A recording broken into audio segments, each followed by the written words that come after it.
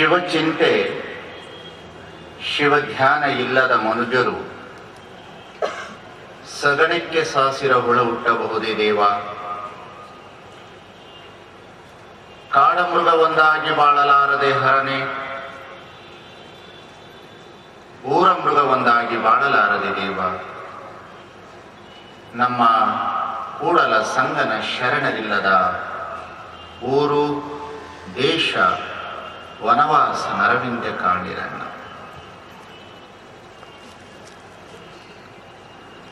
ದೇವರ ಸ್ವರೂಪವನ್ನು ಕುರಿತು ಚಿಂತನೆ ಮಾಡ್ತಾ ಇದ್ದೇವೆ.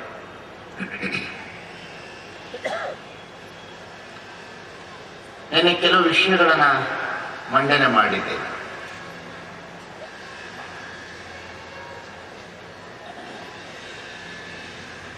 ಯಾವುದಕ್ಕೆ ಹುಟ್ಟಿದೆಯೋ, ಯಾವುದಕ್ಕೆ ಸಾವಿದೆಯೋ ಅದು ದೇವರಲ್ಲ. ಹುಟ್ಟು ಸಾವುಗಳನ್ನು ಮೀರಿರ್ತಕ್ಕಂತಹ ಅಗೋಚರವಾದ ಒಂದು ಶಕ್ತಿಗೆ ದೇವರು ಅಂತ ಕರೀತಾರೆ.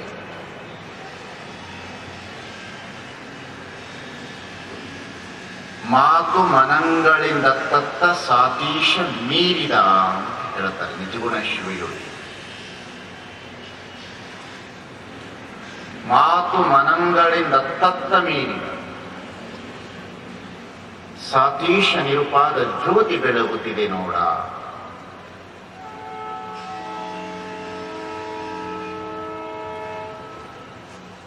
ಇಲ್ಲಿ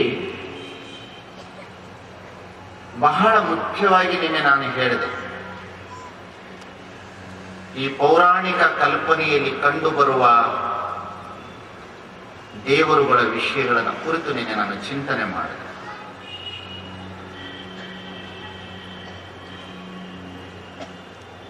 ಶಿವ ದೇವರಲ್ಲ, ವಿಷ್ಣು ದೇವರಲ್ಲ, ಬ್ರಹ್ಮದೇವರಲ್ಲ, ರಾಮದೇವರಲ್ಲ, ಕೃಷ್ಣ ದೇವರಲ್ಲ, ಅದಕ್ಕಿಂತ ಹೆಚ್ಚಾಗಿ ಬಸವಣ್ಣನೂ ದೇವರಲ್ಲ.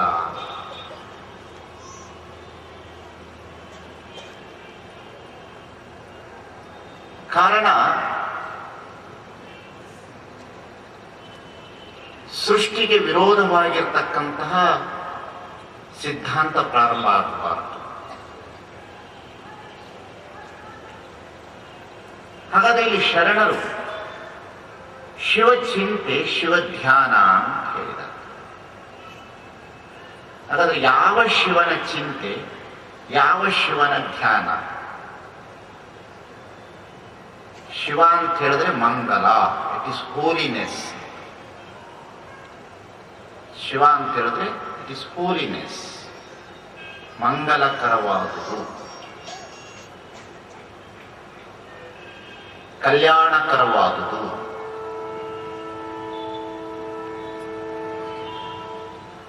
ಆದರೆ ಪೌರಾಣಿಕದ ಕಲ್ಪನೆಯಲ್ಲಿ ಶಿವನನ್ನ ತೋರಿಸುವ ಪರಿ ಇದೆಯಲ್ಲ, ಅದು ಬಹಳ ಅತಿ ಅದ್ಭುತವಾದಂತಹ ಒಂದು ಪರಿ. ಪೌರಾಣಿಕ ಕಲ್ಪನೆಯಲ್ಲಿ ಶಿವನನ್ನ ತೋರಿಸಿದ್ದಾರೆ.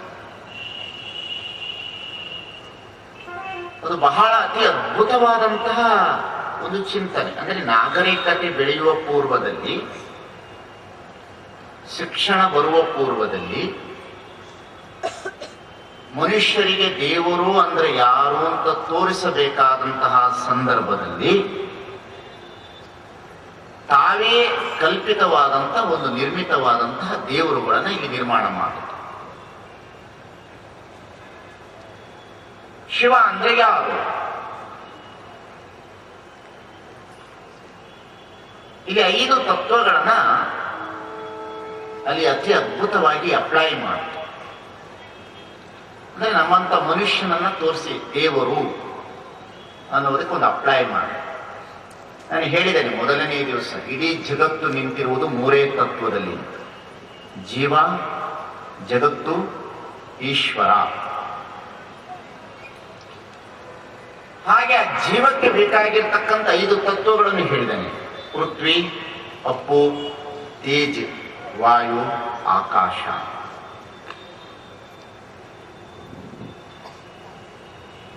ಇಲ್ಲಿ ಜನರಿಗೆ ದೇವರು ಅಂದ್ರೆ ಯಾರು ತಿಳಿಸ್ಬೇಕಾಗಿದೆ. ಒಂದು ಪೌರಾಣಿಕ ಕಲ್ಪನೆಯಲ್ಲಿ ದೇವರಂದ್ರೆ ಯಾರು? ಅದಕ್ಕಾಗಿ ಅವ್ರೇನ್ ಮಾಡಿದ್ರು, ಒಬ್ಬ ಪುರುಷನ ಆಕಾರವನ್ನು ತೆಗೆದುಕೊಂಡು, ಒಂದು ಪುರುಷನ ಆಕಾರವನ್ನು ತೆಗೆದುಕೊಂಡು ಪೃಥ್ವಿ ತತ್ವವನ್ನೇ ಪಾರ್ವತಿಯನ್ನಾಗಿ ಮಾಡಿ ತೊಡೆಯ ಮೇಲೆ ಕೂರಿಸಿದ್ರು. ಅಂದ್ರೆ ಪೃಥ್ವಿ ಅಂದ್ರೆ ಭೂಮಿ ತಾಯಿ, ಶಕ್ತಿ. ಭೂಮಿಗೆ ಶಕ್ತಿಯನ್ನು ಹೋಲಿಸ್ತಾರೆ ತತ್ವದಲ್ಲಿ. ಅಂದ್ರೆ ಎಲ್ಲವನ್ನ ಹಿಡಿದುಕೊಳ್ಳುವಂತ ಶಕ್ತಿ ಭೂಮಿಗೆ ಇದೆ. ಈ ಜಗತ್ತನ್ನ ಹಿಡ್ಕೊಂಡಿರ್ತಕ್ಕಂಥದ್ದೇ ಭೂಮಿ ಹೇಳ್ತಾರೆ. ಆದ್ರೆ ಭೂಮಿಯನ್ನು ಹಿಡಿದುಕೊಂಡಿರ್ತಕ್ಕಂಥದ್ದು ವಾಯು.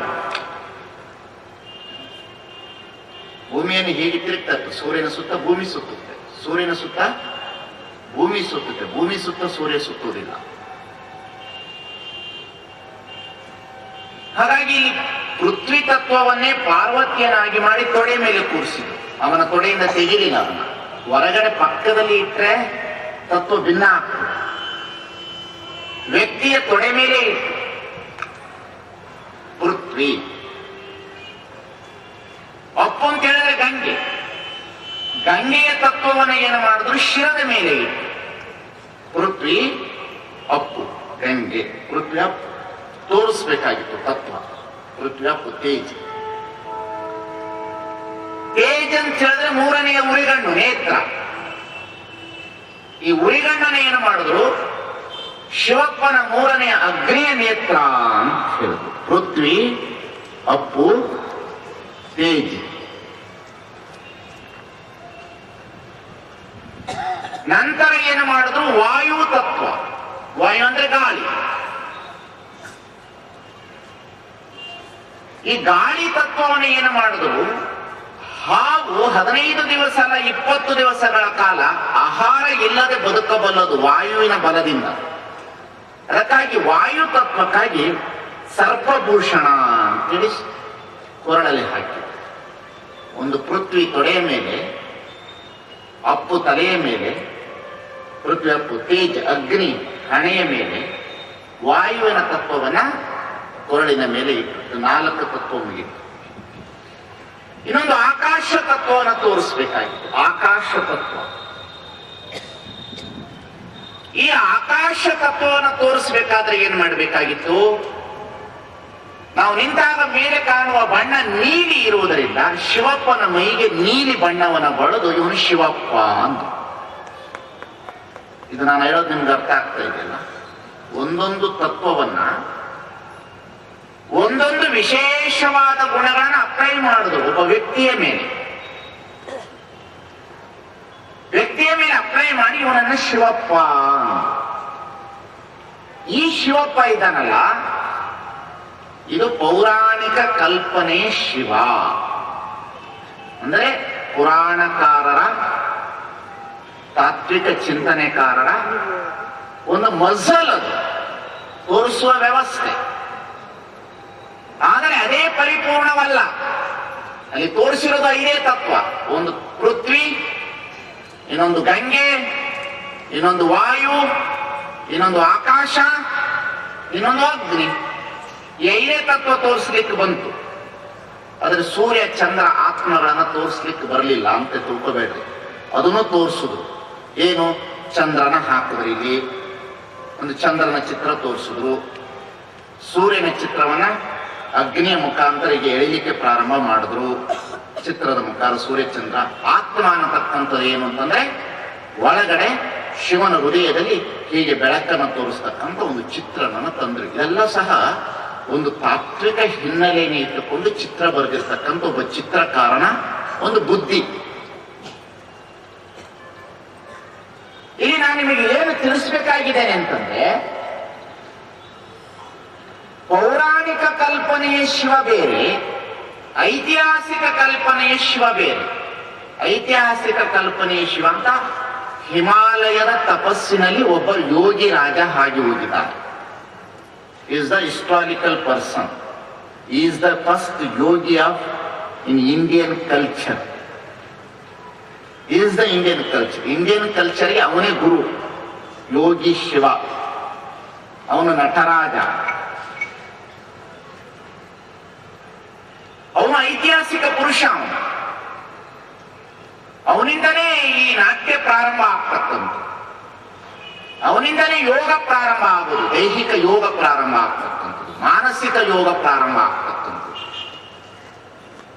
ಈ ಜಗತ್ತಿಗೆ ಎಲ್ಲ ಆಧಾರಭೂತವಾಗಿರ್ತಕ್ಕಂಥ ಎಲ್ಲ ಭೌತಿಕ ಸಂಪತ್ತಿನ ವಿಚಾರಧಾರೆಗಳನ್ನು ಎಣೆಯಾಗಿ ಕೊಟ್ಟಂತವನು ಒಬ್ಬ ಐತಿಹಾಸಿಕ ಶಿವ ಇದ್ದ. ಇವನು ಎರಡನೆಯವನು. ಇನ್ನೊಬ್ಬ ಇದ್ದಾನೆ, ಬಹಳ ಮುಖ್ಯವಾಗಿ ಇನ್ನೊಬ್ಬ ಇದ್ದಾನೆ. ಯಾರಿದ್ದಾರೆ ಅಂತಂದ್ರೆ ಪೌರಾಣಿಕ ಕಲ್ಪನೆಯ ಶಿವ, ಐತಿಹಾಸಿಕ ಶಿವ, ಇನ್ನೊಂದು ತಾತ್ವಿಕ ಶಿವ, ಅಂದ್ರೆ philosophical knowledge Shiva. Philosophical knowledge ಮತ್ತು ಈ ಸೃಷ್ಟಿಗೆ ಅಗೋಚರವಾದಂತ ಒಂದು ಶಕ್ತಿ, ಅದಕ್ಕೆ ಶಿವ ಅಂತ ಹೇಳ್ತಾರೆ. ಇಲ್ಲಿ ಮುಖ್ಯವಾಗಿ ಶರಣರು ಶಿವ ಚಿಂತೆ, ಶಿವ ಧ್ಯಾನ ಅಂತ ಹೇಳಿದರು. ಶಿವ ಅಂತ ಹೇಳಿದ್ರೆ ಮೊಟ್ಟ ಮೊದಲನೇದಾಗಿ ನಿಮ್ಮ ಕಲ್ಪನೆಗೆ ಏನು ಬರ್ಬೇಕು? ಇಟ್ ಇಸ್ ಮಂಗಲ, ಇಟ್ ಇಸ್ ಹೋಲಿನೆಸ್, ಬೇರೆ ಏನು ಕಾಣಬಾರದು.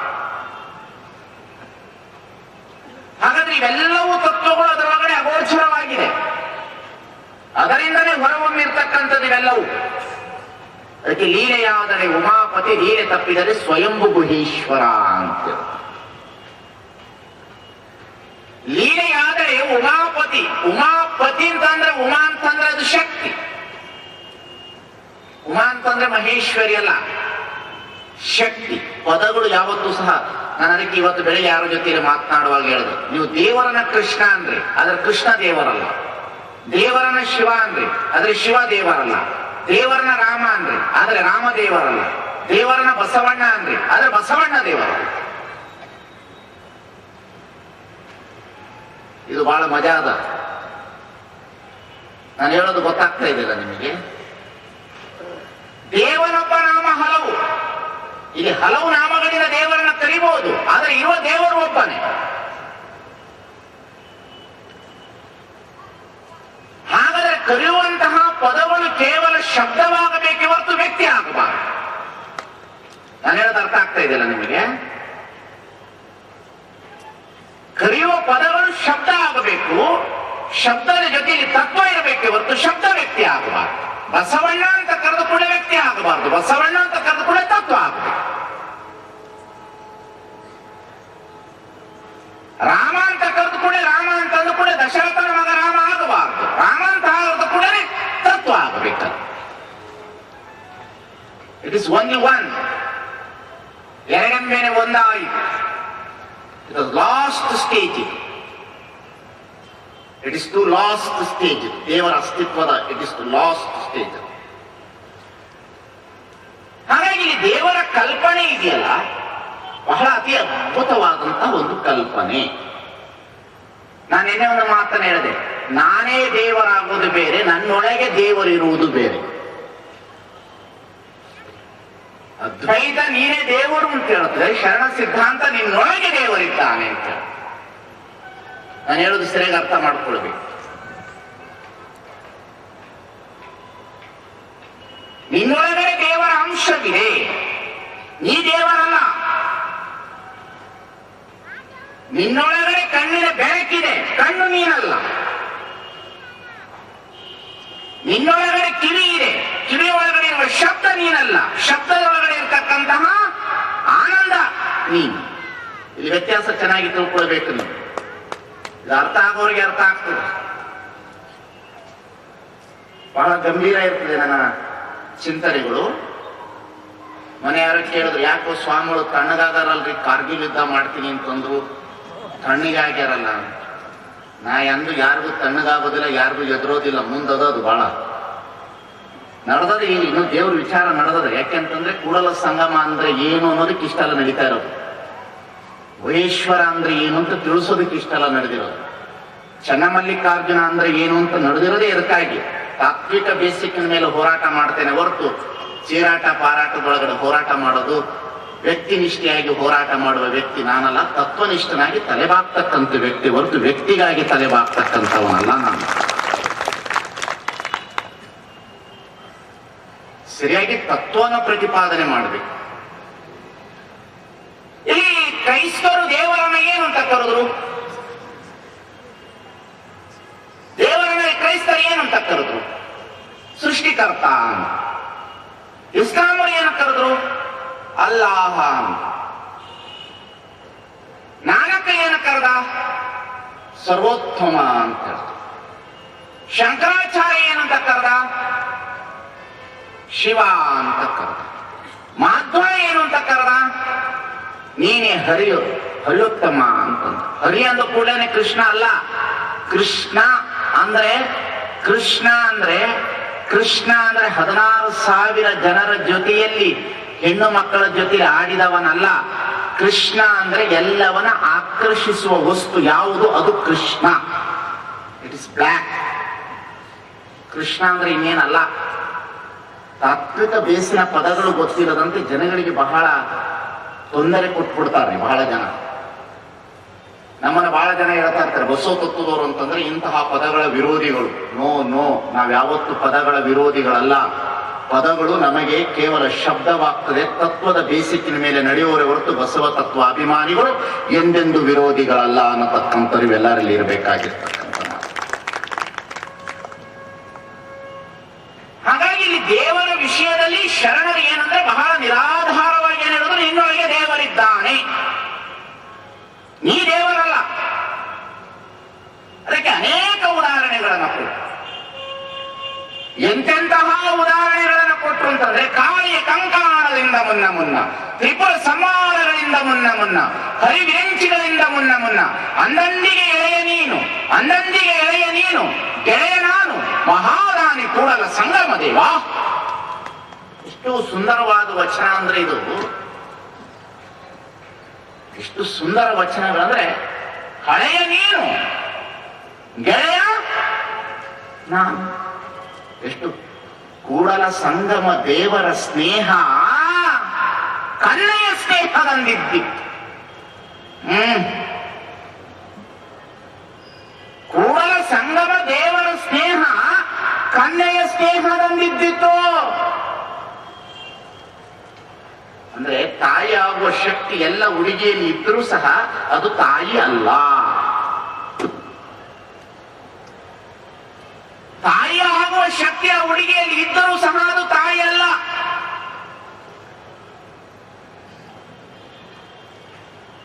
ಕೂಡಲ ಸಂಗಮ ದೇವರ ಸ್ನೇಹ ಕನ್ನೆಯ ಸ್ನೇಹದಂದಿತ್ತು. ಮೊಟ್ಟೆ ಒಳಗಡೆ ಎಲ್ಲ ಶಕ್ತಿ ಇತ್ತು, ಇರಲಿಲ್ಲ ಅಂತಲ್ಲ. ಹಾಗಂತೇಳಿ ಮೊಟ್ಟೆ ಬಂಜೆ ಅಲ್ಲ, ಗುಹೇಶ್ವರಲಿಂಗ ಬಂಜೆಯಲ್ಲ. ಪ್ರಭುದೇವರು ಹೇಳ್ತಾರೆ, ಗುಹೇಶ್ವರಲಿಂಗ ಬಂಜೆಯಲ್ಲ. ಕೂಡಲ ಸಂಗಮ ದೇವರ ಸ್ನೇಹ ಕನ್ನೆಯ ಸ್ನೇಹದಂದಿತ್ತು. ಅಂದ್ರೆ ಹುಡುಗಿ ಒಳಗಡೆ ತಾಯಿಯಾಗುವ ಎಲ್ಲ ಶಕ್ತಿ ಇದೆ. ಹಾಗೆ ಈ ಜಗತ್ತಿನಲ್ಲಿ ಬಂಜೆ ಅನ್ನತಕ್ಕಂಥ ಪದ ಇಲ್ಲ ದೇವರಿಗೆ. ಎಲ್ಲ ಶಕ್ತಿ ಇದೆ. ಇರುವ ಶಕ್ತಿ ಹೊರಹೊಮ್ಮಬೇಕಾಗ್ತದೆ, ಒಟ್ಟು ಹುಟ್ಟಲಿಕ್ಕೆ ಸಾಧ್ಯ ಇಲ್ಲ. It is not birth. Date of birth ಇಲ್ಲ ಈ ಜಗತ್ತಿಗೆ. ಯಾಕೆ? ನಿಮಗೆ ಡೇಟ್ ಆಫ್ ಬರ್ತ್ ಇದೆ, ನನಗೆ ಡೇಟ್ ಆಫ್ ಬರ್ತ್ ಇದೆ, ಬಸವಣ್ಣನಿಗೆ ಡೇಟ್ ಆಫ್ ಬರ್ತ್ ಇದೆ, ಪ್ರಭುದೇವರಿಗೆ ಡೇಟ್ ಆಫ್ ಬರ್ತ್ ಇದೆ.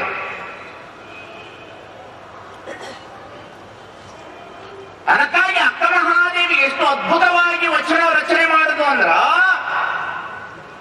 ಉಡುತಡಿಯನ್ನ ಬಿಟ್ಟಂತಹ ಮಹಾದೇವಿ ಬಹಳ ಬಹಳ ಬಹಳ ಬಹಳ ಜನರನ್ನ ವಿಡಂಬನಾತ್ಮಕವಾಗಿರ್ತಕ್ಕಂಥ ವಚನವನ್ನು ಕೇಳುತ್ತಾರೆ ದೇವರ ವಿಷಯದಲ್ಲಿ. ಅವಳ ವಚನ ಸಾಮಾನ್ಯವಾದ ವಚನ ಅಲ್ರಿ. ಈ ಜಗತ್ತಿನಲ್ಲಿ ಇಡೀ ಪೈಗಂಬರ್ ಬರೆದಿರ್ತಕ್ಕಂತಹ ಕುರಾನಿನ ಏಕದೇವ ಉಪಾಸನೆ ಎಲ್ಲ ಸಾರ ಮಹಾದೇವಿಯ ಒಂದು ವಚನ. ತಾಕತ್ತಿರ್ಬೇಕು ಹೇಳೋ ಸ್ವಾಮಿಗೆ.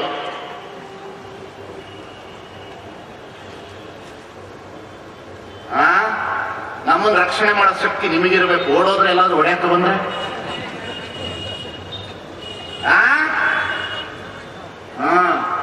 ರಾತ್ರಿ 11 ಗಂಟೆಗೆ ಬಂದಿದ್ರು, ಹೊಡಿತೀವಿ ಅಂತ, ಕಡಿತೀವಿ ಅಂತ. ನಮ್ಮ ಹತ್ರ ಯಾರನ್ನು ಕೇಳಲ್ಲ, ನಾನು ನೀವೇ ತಿಳ್ಕೋಬೇಕು. ಸ್ವಾಮಿ ನಿಜವಾದ ತತ್ವ ಹೇಳ್ತೀನಿ ಅಂತಂದ್ರೆ ಒಡೆಯವರು ಬರ್ತಾರೆ ಈ ಜಗತ್ತಿನಲ್ಲಿ. ನಮಗೆ ದುರ್ದೈವ ಇದು ಸಮಾಜದ್ದು. ಅದಕ್ಕೆ ಹೇಳದೆ, ಈ ಲಿಂಗಾಯತ ಧರ್ಮ ಸ್ವೀಕರಿಸೋ ಬದಲು ಭಗವದ್ಗೀತೆ ಸ್ವೀಕರಿಸಿದ್ರೆ ಬಹಳ ದೊಡ್ಡ ವ್ಯಕ್ತಿ ಆಗ್ತಿದೆ. ಬಸವಣ್ಣನ ತತ್ವ ಬಹಳ ದೊಡ್ಡದು, ಆದರೆ ಲಿಂಗಾಯತ ಬಸವ ತತ್ವದ ಫೆನೆಟಿಕ್ ಅನುಯಾಯಿಗಳು ಬಹಳ ದೊಡ್ಡ ಡೇಂಜರ್ಸ್ ಅನ್ನತಕ್ಕಂಥದ್ದು. ಇಟ್ ಇಸ್ ಫೆನೆಟಿಕ್ಸ್ ಅನುಯಾಯಿ ಎಲ್ಲರಲ್ಲ, ಮತ್ತೆ ಇಲ್ಲಿ ಕುಂತವ್ರಲ್ಲ, ಮೂಲಭೂತವಾದಿಗಳು, ಬಸವ ತತ್ವದ ಮೂಲಭೂತವಾದಿಗಳು, ಭಯೋತ್ಪಾದಕರಿಗಿಂತ ಹತ್ತತ್ತ ಅವರು.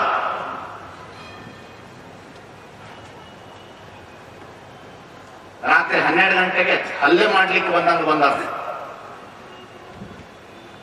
ಅದಕ್ಕೆ ನಾನು ವಿಚಾರ ಮಾಡಿದ್ದೀನಿ, ಬೀದರಿಂದ ಹೋಗುವವರೆಗೂ ಅಲ್ಲ, ಬೀದರಿಂದ ಹೋದ ಮೇಲೆ ನನ್ನ ಜೀವನದಲ್ಲಿ ಏನಾದರೂ ಪೆಟ್ಟು ಬಿದ್ದು ನಾನೇನಾದರೂ ತತ್ವ ಹೇಳುವಾಗ ಸತ್ರ, ಯಾರ್ಯಾರು 6 ಜನ ಬಂದಿದ್ರು ಅವ್ರ ಹೆಸರು ಬರೆದೇ ಇಟ್ಟಿರ್ತೀನಿ. ಇವರಿಂದನೇ ನನ್ನ ಮಾರಣಿ ತಗೊಂಡಿದ್ದೆ. ಬಿಡೋದಿಲ್ಲ, ನಾನು ಬೆನ್ನತ್ತುತ್ತೀನಿ. ನಾನು ಯೋಗಿನಿ ಆಗಿ ಕಾಡಿತ್ತು ಮಾಹಿತಿ. ನಾನು ಸಾಮಾನ್ಯ ಮನುಷ್ಯ ಅಲ್ಲ. ನಾನು ಬಸವಣ್ಣನವರ ಸೇವಕ, ನಿಮ್ಮ ಮನೆಯ ಮಗನ ಆಳು ನಾನು.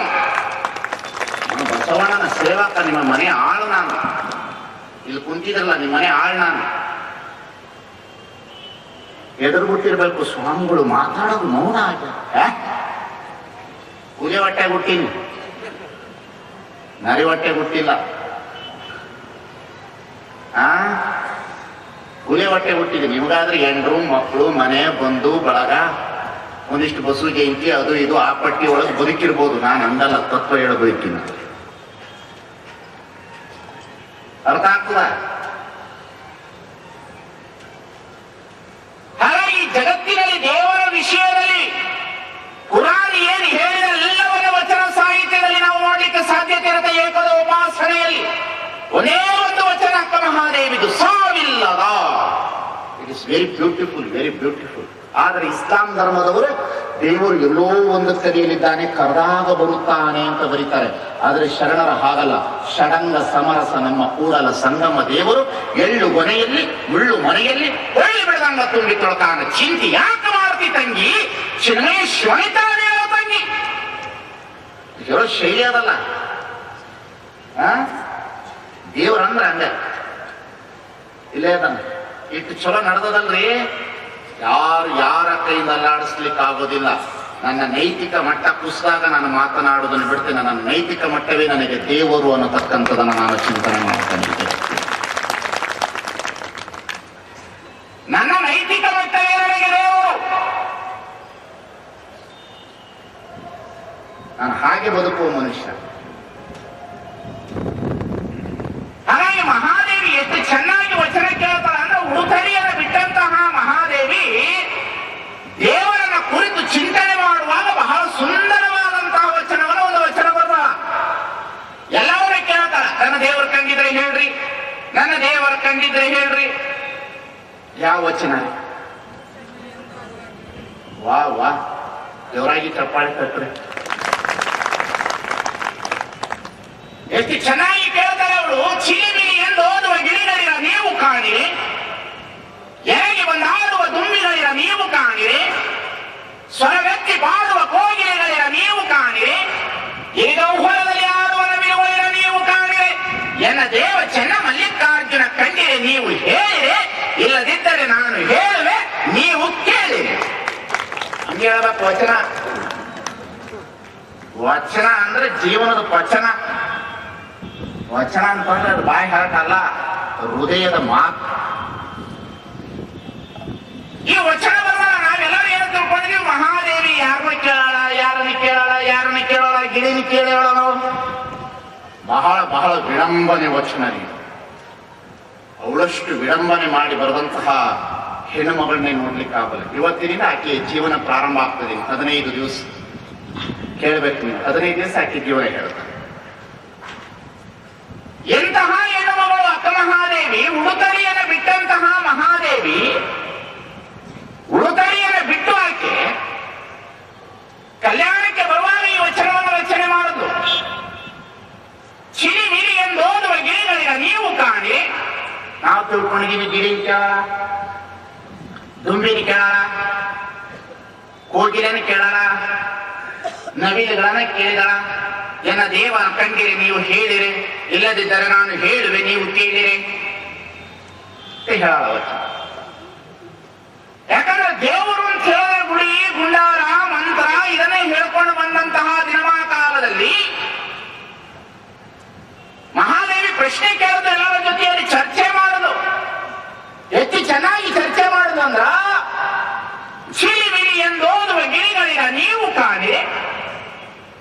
ಗಿರಿನ ಕೇಳಿರ್ಬೋದು, ಅಕ್ಕ ಮಹಾದೇವಿದು ಪ್ರಭುದೇವರದು ಬೆಳಗಿನ ವಚನಗಳು ಅಂತ ಬರ್ತದೆ. ಬೆಳಗು ಭಿನ್ನಾನ ವಚನಗಳು, ಸ್ವರ ವಚನಗಳು, ಯೋಗಾಂಗ ತ್ರಿವಿಧಿ, ಚನ್ನಬಸವಣ್ಣನ ವಚನ, ಪದಮಂತ್ರ ಗೋಪ್ಯ, ಹಿರಿಯ ಮಂತ್ರ ಗೋಪ್ಯ, ಕರ್ಣಹಸಿಗೆ, ಇದೆಲ್ಲ ಚನ್ನಬಸವಣ್ಣನ ವಚನ. ಈ ವಚನದ ಸಾಲಿದೆಯಲ್ಲ ಎಷ್ಟು ಚೆನ್ನಾಗಿದೆ ಅಂತಂದ್ರೆ, ಯಾಕೆ ಎಷ್ಟು ಚೆನ್ನಾಗಿ ಕೇಳ್ತಾಳ ನೋಡ್ರಿ, ಎಷ್ಟು ಚೆನ್ನಾಗಿ. ಯಾಕಂದ್ರೆ ನಮ್ಮನ್ನ ದೇವರದು ಇದು ಅಂತ ನಂಬಿಸಿದ್ರಲ್ಲ, ಅವರಿಗೆ ಕೇಳ್ತಾಳ ಅವಳು, ಚಿರಿಮಿಲಿ ಎಂದು ಓದುವ ಗಿಳಿಗಳಿರ ನೀವು ಕಾಣೆ. ಹೀಗೆ ಬರ್ತಾ ಇರ್ಬೇಕಾದ್ರ ಆಕೆ ಗುಡಿ ಗುಂಡಾರದಲ್ಲಿ ಕೂತ್ಕೊಂಡು ದೊಡ್ಡ ದೊಡ್ಡ ಪುಸ್ತಕ ಇಟ್ಕೊಂಡು ಯಜ್ಞೇನ ಯಜ್ಞಮೇವೋ ಜಂತು ನಮಸ್ಸೋ ನಮ ಸೂರ್ಯಾಯ ನಮ ಚಂದ್ರಾಯ ನಮ ಮಂಗಳಾಯ ನಮ ಬುಧಾಯ ನಮ ಗುರಾಯ ನಮ ಶುಕ್ರಾಯ ನಮ ಶರವಕೇತುರೇ ಶುಕ್ಲಾಂಬರಧರಂ ವಿಷ್ಣುಂ ಶಶಿವರ್ಣಂ ಚತುರ್ಭುಜಂ ಪ್ರಸನ್ನವದನಂ ಧ್ಯಾಯ ಸರ್ವವಿಘ್ನೋಪಶಾಂತಯೇ ಕಲ್ಯಾಣದುತಗಾತಾಯ ಕಾಮಿತಾಯ ಪದಾಯ ಶ್ರೀಮದ್ ವೆಂಕಟನಾಥಾಯ ಶ್ರೀನಿವಾಸಾಯ ಮಂಗಳಂ. ಚಿಲಿಮಿಲಿ ಎಂದು ಓದುವ ಗಿಳಿಗಳಿರ ನೀವು ಕಾಣಿರೆ. ಏನಪ್ಪಾ ಗಿಳಿ ಓದ್ಕೊಂಡು ಕುಂತಿರಲ್ಲೋ, ಪುಸ್ತಕದ ಬದನೆಕಾಯಿ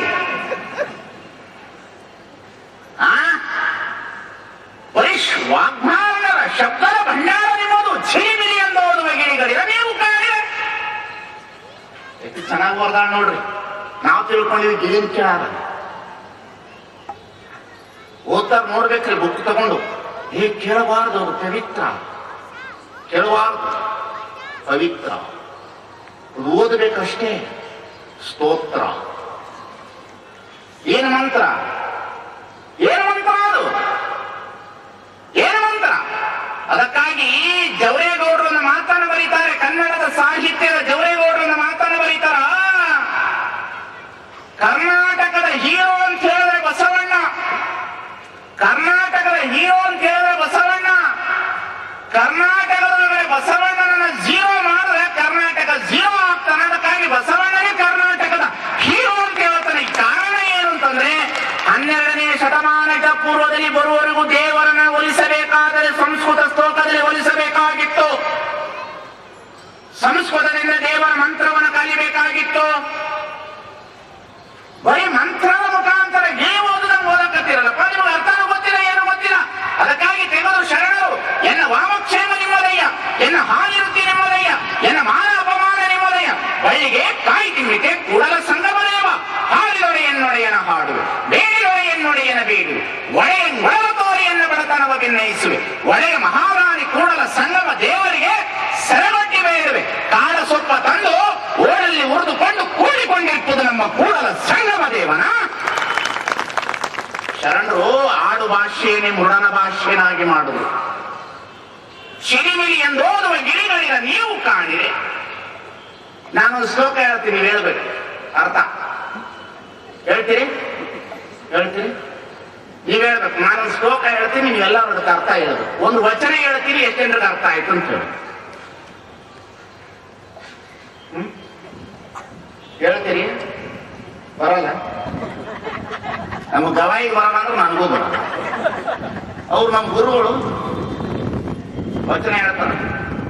ನಮ್ಮ ಪೂರ್ವಾಶ್ರಮದ ಮನೆ ಒಳಗಡೆ ಒಂದ್ಸಲ ನಾನು ಸಣ್ಣವನಿದ್ದೆ. ನಾಮಕರಣ ಮಾಡಕ್ಕೆ ಬಂದಿದ್ರು ಪುರೋಹಿತರು. ನಾಮಕರಣ ಮಾಡಕ್ಕೆ ಪುರೋಹಿತರು ಬಂದಿದ್ರು. ನಾಮಕರಣ ಮಾಡೋದಕ್ಕೆ ಮಂತ್ರ ಹೇಳಕತ್ತಾರ ಅವ್ರು.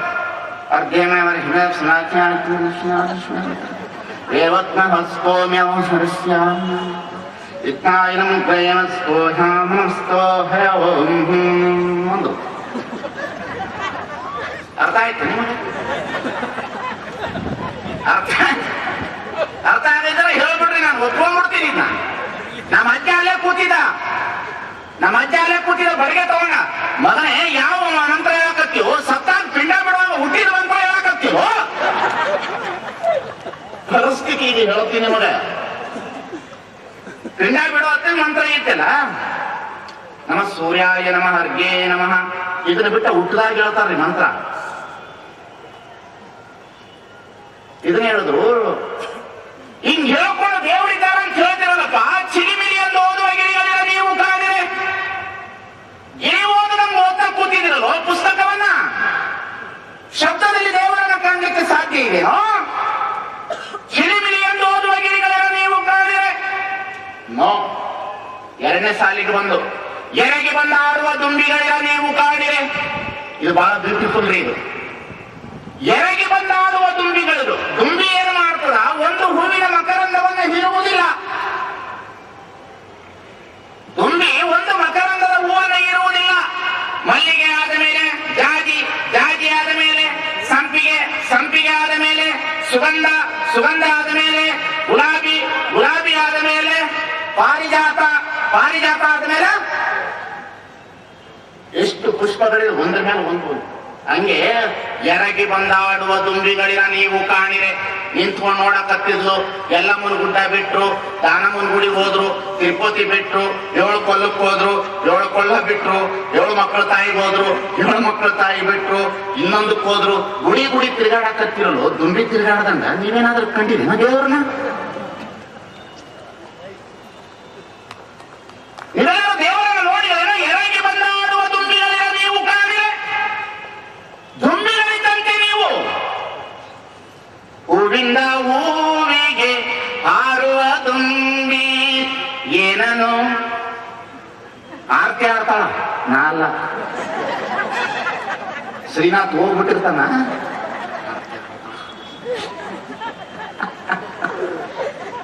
ಮಜಾ ಹೆಂಗೈತ್ ನೋಡ್ಬೇಕು ನಿಮಗೆ. ಎರಗಿ ಬಂದಾಡುವ ದುಂಬಿಗಳು. ನಿಮ್ಮ ಮನಸ್ಸು ಎರಗಾಡ್ತಾ ಇದೆ ದುಂಬಿಯ ರೀತಿಯಲ್ಲಿ. ಒಂದು ಕಡೆ ಏಕಾಗ್ರತೆ ಇದೆಯೇನೋ? ಈ ದೇವರು ಕೊಡ್ಲಿಲ್ಲ ಅಂತಂದ್ರೆ ಆ ದೇವ್ರಿಗೆ ಹೋಗೋದು, ಆ ದೇವರು ಕೊಡ್ಲಿಲ್ಲ ಅಂತಂದ್ರೆ ಈ ದೇವ್ರಿಗೆ ಹೋಗೋದು, ಈ ದೇವರು ಕೊಡ್ಲಿಲ್ಲ ಅಂತಂದ್ರೆ ಆ ದೇವ್ರಿಗೆ ಹೋಗೋದು, ಅದು ಕೊಡ್ಲಿಲ್ಲ ಅಂದ್ರೆ ವೀರಭದ್ರನಿಗೆ ಹೋಗೋದು. ಎರಗಿ ಬಂದಾಡುವ ದುಂಬಿಗಳಿರ ನೀವು ಕಾಣಿರೆ. ನೋಡು ಸ್ವರ ವ್ಯಕ್ತಿ ಪಾಡುವ ಕೋಗಿಲೆಗಳಿರ ನೀವು ಕಾಣಿರೆ. ನೀವಿಬ್ರು ಬಾರ್ಸಕತ್ತದ ಕಂಡಿದೇನ? ನೋಡ್ಬೇಕು. ತಾಳ ತಂಬೂರಿ ಹಿಡ್ಕೊಂಡು ದೇವ್ರ ಮುಂದೆ ಹಾಡಿದೆ ಹಾಡಿದೆ, ಹಾಡಿದೆ ಹಾಡಿದೆ, ಹಾಡಿದೆ ಹಾಡಿದೆ. ಏನು? ಒಲವಿಲ್ಲದ ಪೂಜೆ, ಸ್ನೇಹವಿಲ್ಲದ ಮಾಟ, ಚಿತ್ರದ ರೂಪು ಕಾಣಿರಣ, ಚಿತ್ರದ ಕಪ್ಪು ಕಾಣಿರಣ, ಹಪ್ಪಿದರೆ ಸುಖವಿಲ್ಲ, ಬೆಳೆದರೆ ರುಚಿ ಇಲ್ಲ. ಏನ್ರಿ ವಚನಗಳು? ತಾಳ ಹಿಡ್ಕೊಂಡು ತಂಬೂರಿ ಹಿಡ್ಕೊಂಡು ಹಾಡಕತ್ತಾರ. ನೋಡ್ಬೇಕು. ಬೆಳಗಾನ ಗುಡಿಯೊಳಗೆ ಭಜನೆ. ಏನು ಭಜನೆ? ಭಜನೆ ಏನು? ತಂಬಾಕು ತಿನ್ನೋದು, ಚಾ ಹೊಡೆಯೋದು. ಚಿದಾನಂದ ರೂಪಸ್ಯಂ ಶಿವೋಹಂ ಶಿವೋಹಂ. ಹೊಡಿ ತಂಬಾಕು, ಹೊಡಿ ಚಾ. ಬೆಳಗಾನ ತಂಬೂರಿ ತಾಳ ಹಿಡ್ಕೊಂಡು ಹಾಡಿದ್ರಲ್ಲೋ ನೀವೆಲ್ಲರೂ ಸ್ವರ ವ್ಯಕ್ತಿ ಪಾಡುವ ಕೋಗಿಲೆಗಳಿಲ್ಲ ನೀವು ಕಾಣಿರೆ. ನಾದವ ಮಾಡಿದ ರಾವಣನಿಗೆ ಅಯ್ಯಾಯುಷ್ಯವಾಯಿತು. ನಾದವ ಮಾಡಿದ ರಾವಣನಿಗೆ ಅಯ್ಯಾಯುಷ್ಯವಾಯಿತು. ಚಿಲಿಮಿಲಿ ಎಂದು ಓದುವ ಗಿರಿಗಳಿರ ವೇದವನ್ನು ಓದಿದ ಬ್ರಹ್ಮನ ಶಿರ ಹೋಯಿತು. ಶರಣ ತತ್ವ ಅಂದ್ರ ಹೇಳೋನಿಗೆ ಎದುಗಾರಿಕೆ ಇರಬೇಕು, ಕೇಳೋನಿಗೆ ಎದುಗಾರಿಕೆ ಇರಬೇಕು. ಚಿಲಿಮಿಲಿ ಎಂದು ಓದುವ ಗಿರಿಗಳಿರ ನೀವು ಕಾಣಿರಿ. ಎರಗಿ ಬಂದ ಆಡುವ ದುಂಬಿಗಳಿರ ನೀವು ಕಾಣಿರಿ. ಸ್ವರ ವ್ಯಕ್ತಿ ಪಾಡುವ ಕೋಗಿಲೆಗಳಿರ ನೀವು ಕಾಣಿರಿ. ಮುಂದೆ ಒಂದು ಕೊಳದ ತಡೆಯಲ್ಲಿ ಆಡುವ ಹಂಸಗಳಿರ ನೀವು ಕಾಣಿರೆ. It is very beautiful. This is very beautiful. ಕೊಳದ ತಡೆಯಲ್ಲಿ ಆಡುವ ಹಂಸಗಳಿರ. ಕೊಳ ಅಂದ್ರ ಮಠ, ಹಂಸ ಅಂದ್ರ ಸ್ವಾಮಿ.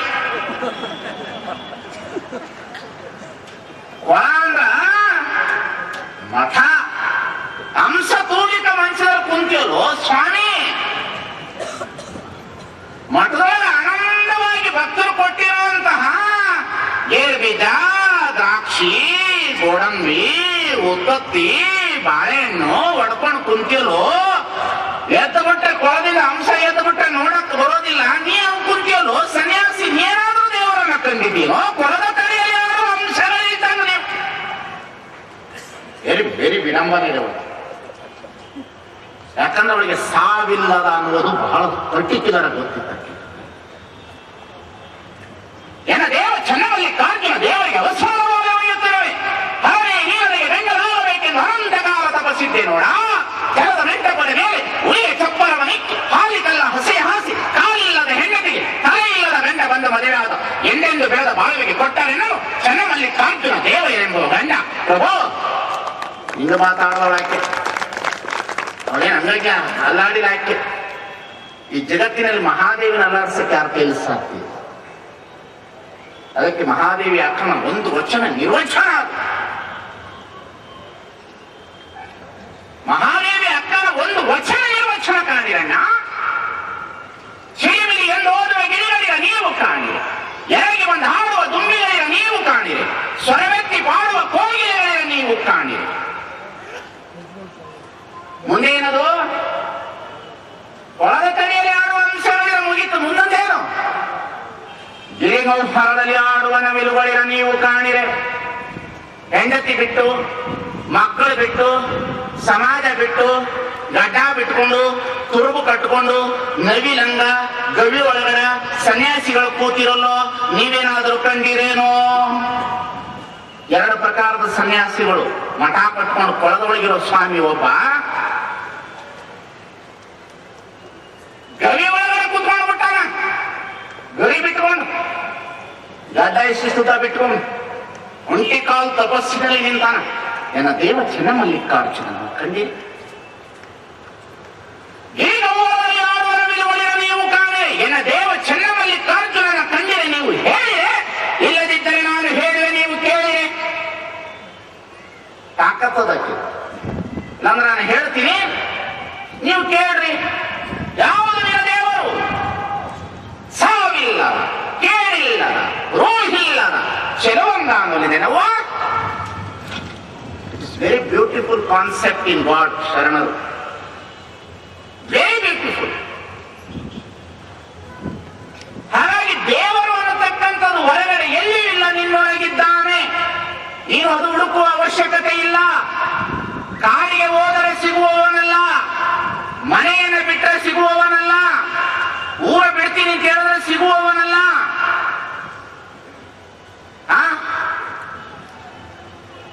ಸಿಗುವನಲ್ಲ ಅವನು.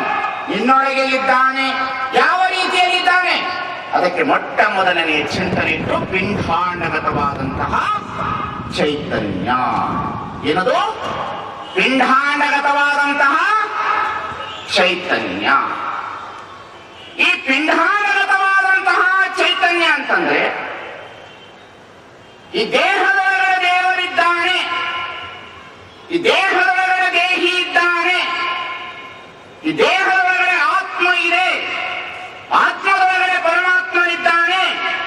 ಈ ಆತ್ಮಕ್ಕೂ ಪರಮಾತ್ಮನಿಗೂ ಸಂಬಂಧವಿದೆ. ಈ ಆತ್ಮ ಮತ್ತು ಜಗತ್ತು ಪರಮಾತ್ಮ ಅವಿನಾಭಾವ ಸಂಬಂಧ. ಬಿಚ್ಚಿ ಬೇರಾಗದ, ಬೆರೆಸಿ ಒಂದಾಗದ ಅವಿನಾಭಾವ ಸಂಬಂಧದಿಂದ ಕೂಡಿರ್ತಕ್ಕಂತಹ ಮಹೋನ್ನತವಾದಂತ ಒಂದು ಶಕ್ತಿ ನಿನ್ನೊಳಗಿದೆ. ಇದನ್ನ ನೀನು ತೆಗಿ ಎಂದ್ರು ಶರಣ. ನಾನು ಸ್ವಲ್ಪ ತೆಗಿಲಿಕ್ಕೆ ಪ್ರಾರಂಭ ಮಾಡು ನೀನು. ಅದು ಹೇಗಿದೆ ನಿನ್ನೊಳಗಡೆ? ನಿನ್ನೊಳಗಡೆ ಹೇಗಿದೆಪ್ಪ ಅದು? ಹೇಗಿದೆ? ನಾನು ಮೊದಲೇ ಹೇಳಿದ್ದೇನೆ ನಿಮಗೆ. ಮೊದಲನೇ ದಿವಸ ಪ್ರವಚನದಲ್ಲಿ ಹೇಳಿದರೆ, ಈಗ ಪುನಃ ರಿಪೀಟ್ ಮಾಡ್ತಾನೆ. ಈ ದೇಹ ಹೇಗಾಗಿದೆ ನೆನೆ ಹೇಳಿದ್ದೇನೆ. ಜಡದೊಳಗಡೆ ಜಡ ಇದೆ, ಜಡದೊಳಗಡೆ ಚೇತನನು ಇದೆ. ಈ ಜಡದೊಳಗಡೆ ಚೇತನನು ಇದೆ, ಚೇತನದೊಳಗಡೆ ಜಡನೂ ಇದೆ. ಇದು ಹೇಳಿದೆ ನಾನು. ಮುಖ್ಯವಾಗಿ ಈ ದೇಹ ಹೇಗಾಗಿದೆ ಅಂದ್ರೆ, ಈ ಪೃಥ್ವಿ ಆಗಿದೆ. ಪೃಥ್ವಿ ಅಂದ್ರೆ ಭೂಮಿ. ಭೂಮಿಯ ತತ್ವದಿಂದ ಈ ದೇಹಗಳಾಗಿದೆ. ಎಲವು, ಮಾಂಸ, ಕೂದಲು, ಉಗುರು ಹಾಗೂ ಚರ್ಮ. ಇದು ಭೂಮಿಯ ತತ್ವದಿಂದ ಆಗಿರ್ತಕ್ಕಂಥ ಅಂಶಗಳು ಈ ಮೂರು. ಇನ್ನು ಇದರೊಳಗಡೆ ಎಲವು, ಈ ಮೂಳೆ ಭೂಮಿಯಿಂದ ಆಗಿರ್ತಕ್ಕಂಥ, ಮಾಂಸ ಭೂಮಿಯಿಂದ ಆಗಿರ್ತಕ್ಕಂಥ, ಕೂದಲು ಭೂಮಿಯಿಂದ ಆಗಿರ್ತಕ್ಕಂಥ, ಉಗುರು ಭೂಮಿಯಿಂದ ಆಗಿರ್ತಕ್ಕಂಥ, ಚರ್ಮ ಭೂಮಿಯಿಂದ ಆಗಿದೆ. ನೀವು ಅನ್ಬೋದು ಉಗುರು ಹೇಗೆ ಭೂಮಿಯಿಂದ ಆಗಿದೆ? ಯಾವುದು ವಸ್ತು ಭೂಮಿಯೊಳಗೆ ಹಾಕಿದಾಗ ಇರುವವರೆಗೂ ಅದು ಬೆಳೆ ಕೊಡ್ತಾನೆ ಇರ್ತದೆ. ಹಾಗೆ ಈ ದೇಹದಲ್ಲಿ ಕೂದಲು ಬೆಳೀತಾನೆ ಇರ್ತದ, ಉಗುರು ಬೆಳೀತಾನೆ ಇರ್ತದೆ. ಒಬ್ಬ ವ್ಯಕ್ತಿ ಸತ್ತ ನಂತರ 6 ತಿಂಗಳ ಕಾಲ ಭೂಮಿಯ ಒಳಗಡೆ ಅವನ ಕೂದಲು ಬೆಳೀತದ. ಕೂದಲು ಬೆಳೀತಾ ಇರ್ತದೆ. ಕೂದಲು ಅಂದ ಕೂಡ ನಮ್ಮ ಎದುರಿಗೆ ಕೂತವ್ರಿಗೆ ಎಷ್ಟು ಸಂತೋಷ ನೋಡ್ರಿ. ಬಾಚಣಿಗೆ ತಗೊಂಡು ಕೂದಲು ಬಾಚ್ಕೊಳ್ತದಾರ ಅವ್ರ ಖುಷಿಯಿಂದ. ಅವ್ರ ಕೂದಲು ಎಷ್ಟು ಸೌಂದರ್ಯ ಪ್ರಜ್ಞೆ ನೋಡ್ರಿ. ಒಬ್ರು ಬಾಚಣಿಗೆ ತಗೊಂಡು ಬಾಚ್ಕೊಳಕತ್ತಾರ ನಮ್ಮ ಎದುರಿಗೆ. ಎಷ್ಟು ಸೌಂದರ್ಯ ಪ್ರಜ್ಞೆ, ಎಷ್ಟು ಆನಂದ. ಮನುಷ್ಯನಿಗೆ ಎಷ್ಟು ಆನಂದ, ಎಷ್ಟು ಸೌಂದರ್ಯ, ಎಷ್ಟು ಖುಷಿ, ಎಷ್ಟು ಸ್ಥಾನ. ಅಂದ್ರೆ ಸೌಂದರ್ಯ ಪ್ರಜ್ಞೆ ಜಾಗನೂ ಗೊತ್ತಾಗೋದಿಲ್ರಿ. ಸೌಂದರ್ಯ ಪ್ರಜ್ಞೆಗೆ ಸ್ಥಳನೂ ಗೊತ್ತಾಗಲ್ಲ. ಒಂದ್ಸಲ ಮಹಾತ್ಮ ಗಾಂಧೀಜಿಯವರು ರವೀಂದ್ರನಾಥ್ ಟ್ಯಾಗೋರ್ ಹತ್ರ ವಾಕಿಂಗ್ ಹೋಗೋಣ ಅಂತ ಬಂದಿದ್ರು. ನಾವು ಬಹಳ ನಗು ಸಿಗ್ತಾ ಇರ್ತದೆ. ರವೀಂದ್ರನಾಥ ಟ್ಯಾಗೋರ್ ಹತ್ರ ಮಹಾತ್ಮ ಗಾಂಧೀಜಿಯವರು ವಾಕಿಂಗ್ ಹೋಗೋಣ ಅಂತ ಬಂದಿದ್ರು. ಅಂದ್ರೆ ಅವ್ರ ಸೌಂದರ್ಯ ಪ್ರಜ್ಞೆ ನೋಡಿ ಅದು ನೆನಪು ಅಂತ ನನಗೆ. ನಮ್ಮ ಶರಣರ ಸೌಂದರ್ಯ ಪ್ರಜ್ಞೆ ನೋಡಿ ರವೀಂದ್ರನಾಥ ಟ್ಯಾಗೋರ್ ಹತ್ರ ಮಹಾತ್ಮ ಗಾಂಧೀಜಿಯವರು ಬಂದಂತೆ ಮಹಾತ್ಮ ಗಾಂಧೀಜಿಯವರು ವಾಕಿಂಗ್ ಹೋಗೋಣ ಅಂತ. ರವೀಂದ್ರನಾಥ ಟ್ಯಾಗೋರ್ ಅವರು ಬರೆಯೋರು, ಬಹಳ ದೊಡ್ಡ ಗೀತಾಂಜಲಿ ಬರೀತಕ್ಕಂಥ ರವೀಂದ್ರನಾಥ ಟ್ಯಾಗೋರ್ ಅವರು. ರವೀಂದ್ರನಾಥ ಟ್ಯಾಗೋರ್ ಅರ್ಧ ಗಂಟೆ ಆದ್ಮೇಲೆ ಬಂದರು. ಗಾಂಧೀಜಿಯವರು ಹೇಳಿದ್ರಂತೆ, ಅಲ್ರಿ ವಾಕಿಂಗ್ ಹೋಗ್ಲಿಕ್ಕೆ ಅರ್ಧ ಗಂಟೆ ಆಯ್ತು ನಾನು ಬರ್ಲಿಕ್ಕೆ, ನೀವು ಇಷ್ಟು ಲೇಟಾಗಿ ಬಂದ್ರಲ್ಲ, ಏನ್ ಟೈಮ್ಗೆ ಏನ್ ಬೆಲೆ ಇಲ್ವಾ ಅಂತ. ಅವಾಗ ರವೀಂದ್ರನಾಥರು ಬಹಳ ಸ್ಟ್ರಿಕ್ಟ್ಲಿ, ಒಳ್ಳೆ ಕೋಟು, ಸೆಂಟು, ತಲೆಬಾಚರು, ಸೌಂದರ್ಯ ಪ್ರಜ್ಞೆ ಬಹಳ ಇತ್ತು. ಸೌಂದರ್ಯ ಪ್ರಜ್ಞೆ ಬಹಳ ಇತ್ತು ರವೀಂದ್ರನಾಥ ಟ್ಯಾಗೋರ್ ಹತ್ರ. ಗಾಂಧೀಜಿ ಕೇಳಿದ್ರಂತೆ, ಅರ್ಧ ಗಂಟೆ ವೇಸ್ಟ್ ಮಾಡಿದ್ರಲ್ಲ. ಅವಾಗ ಗಾಂಧೀಜಿಗೆ ರವೀಂದ್ರನಾಥ ಟ್ಯಾಗೋರ್ ಹೇಳಿದ್ರಂತೆ, ನಮ್ಮನ್ನು ನೋಡಿದ್ರೆ ಇನ್ನೊಬ್ಬರಿಗೆ ಹಿಂಸೆ ಆಗಬಾರ್ದು, ಅದೇ ಅಹಿಂಸೆ ಗಾಂಧೀಜಿ. ಅರ್ಥ ಆಯ್ತಾ ನಾ ಹೇಳೋದು? ಅರ್ಥ ಅವರು ಬಹಳ ಸೂಕ್ಷ್ಮವಾಗಿ ಅರ್ಥ ಆಗ್ತದ. ಹಾಗೆ ಈ ದೇಹದಲ್ಲಿ ಕೂದಲು ಬೆಳೀತಾನೆ ಇರ್ತದ. ಕೂದಲಿಗೆ ಬಹಳ ಬೆಲೆ ರೀ. ಕೂದಲಿಗೆ ಎಷ್ಟು ಬೆಲೆ ಅಂತೇಳಿ ತಿರುಪತಿ ತಿಮ್ಮಪ್ಪನ ಹತ್ರ ಕೇಳಬೇಕು. ಎಷ್ಟು ಹೋಗ್ತದ, ಕೋಟಿಗಟ್ಟಲೆ ದುಡ್ಡು ಬರೀ ಕೂದಲ ಮೇಲೆ ವ್ಯಾಪಾರದ ದೇವಸ್ಥಾನ. ಬರೀ ಕೂದಲ ಮೇಲೆ ಏನ್ರಿ? ಕೂದಲು ಅಲ್ಲೋಗಿ ಬೋಳಿಸ್ಕೊಂಡು ಬರ್ತಾರೆ. ನನಗೆ 5 ರೂಪಾಯಿ ಕೊಡ್ರಿ ಬೋಳಿಸ್ತೀನಿ ಅಂದ್ರೆ ಒಬ್ರು ಬರೋದು.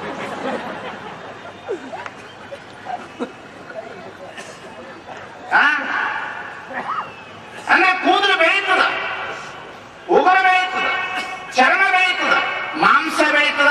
ಇದು ಪೃಥ್ವಿ ತತ್ವದಿಂದ ಆಗಿರ್ತಕ್ಕಂಥದ್ದು. ಅಪ್ಪು ಜಲತತ್ವ, ನೀರಿನ ತತ್ವ ಇದೆ ದೇಹದೊಳಗಡೆ. ಈ ಮೂಗಿನಿಂದ ನೀರು ಹೋಗ್ಬೇಕು, ಈ ಮೂಗಿನಿಂದ ನೀರು ಹೋಗ್ಬೇಕು, ಕಣ್ಣಿನಿಂದ ಹೋಗಬೇಕು. 9 ನವದ್ವಾರಗಳಿಂದ ನೀರು ಹೋಗ್ಬೇಕು, 9 ನವದ್ವಾರಗಳಿಂದ ಗಾಳಿನೂ ಹೋಗಬೇಕು. ನಾನು ಮೊನ್ನೆ ಒಂದು ಕರ್ಣ ಹಸಿಗೆ ಗೀತೆ ಹಾಡಿದ್ದೇನೆ, ನಿಮಗೆ ನೆನಪಿರಬಹುದು. ನವಸೂತ್ರ ಪಟ್ಟಣದ ನವದ್ವಾರ ಬೀದಿಯೋಳು, ನವನಾಳ ಬಾಗಿಲೋಳು, ನವಕಲಶ. ಈ 9 ದ್ವಾರದಲ್ಲಿ ಗಾಳಿನೂ ಹೋಗ್ಬೇಕು, 9 ದ್ವಾರದಲ್ಲಿ ನೀರು ಹೋಗ್ಬೇಕು. ಪೃಥ್ವಿ, ತೇಜ್, ಅಗ್ನಿ ತತ್ವ ಇದೆ, ವಾಯು ಇದೆ, ಆಕಾಶ ತತ್ವ ಇದೆ. ಇದಕ್ಕೇನು ಅಂತ ಕರೀತಾರಂದ್ರ ಪಿಂಡಾತ್ಮಕ ಅಂತಾರೆ, ಶಿವಲಿಂಗ ಅಂತಾರೆ, ಅಥವಾ ಘಟಾಕಾಶ ಅಂತಾರೆ, ಇನ್ನಂದ್ರೆ ಪಿಂಡ ಜ್ಞಾನ ಸ್ಥಳ ಅಂತ. ಇಷ್ಟು ಅಕ್ಷರಗಳು.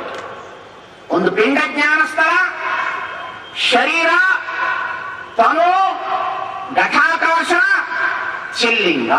ಈ ತರಕ ಈ ದೇಹದೊಳಗಡೆ ಈ 5 ಶಕ್ತಿ ದೇಹದೊಳಗಡೆಯೂ ಇದೆ, ಹೊರಗಡೆಯೂ ಇದೆ.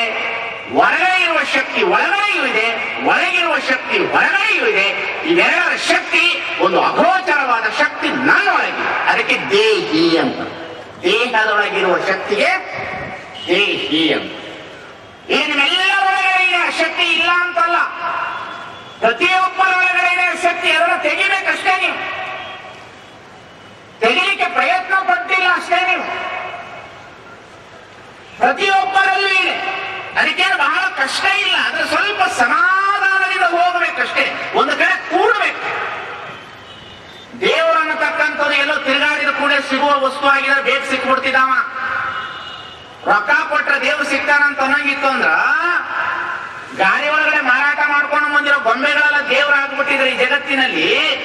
ದೇವ್ರು ಮಾಡಿ ಬದುಕು ಅನ್ನಲ್ರಿ. ಗಣಪತಿ ಮಾಡಿ ಬದುಕುವವನಿಗೆ ಸಾಲ ಐತೆ, ಮತ್ತೆ ದೇವ್ರು ಮಾಡಿ ಬದುಕುವವನಿಗೆ ಸಾಲ ಐತಂದ್ರೆ ಆ ದೇವ್ರನ್ನ ಯಾಕೆ ಮಾಡ್ಬೇಕು?